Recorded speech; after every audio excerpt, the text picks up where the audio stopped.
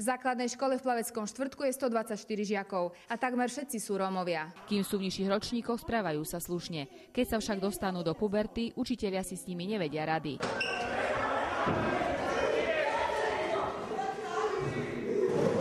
Sú agresívni, vulgárni, odmietajú pracovať, nerešpektujú žiadnu autoritu. Boha, Krista, nadávky, týkanie učiteľkám, to je na dennom poriadku. Máme žiakov, ktorí zoberú spolužiakom úbor cvičebný a použijú ho na WC. Učiteľky nižších ročníkov musia pred nimi zamykať triedy. Oni prídu, poberú deťom jedlo, tým menším. Počas nášho nakrúcania niekto takto poškodil dvere. Kto vypapol dvere?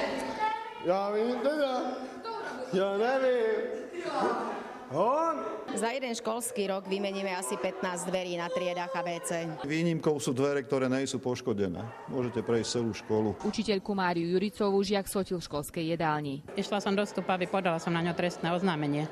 Napadol ma jednoducho. Potom som išla ešte na sociálne oddelenie do Malaciek. Tam som sa s nimi porozprávala, že ako budeme vlastne postupovať skôr, než nás tu pozabíjajú. Pedagógovia sú presvedčení, že v škole by mala byť bezpečnostná služba. Tak, aby nedochádzalo k fyzickému napádaniu napríklad učiteľiek. Hodí po nej stoličku, sotí do nej, vynadá jej, obnažuje sa pred ňou. Na ministerstve školstva nám povedali, že strážnu službu si má zabezpečiť zriaďovateľ, čiže obecný úrad.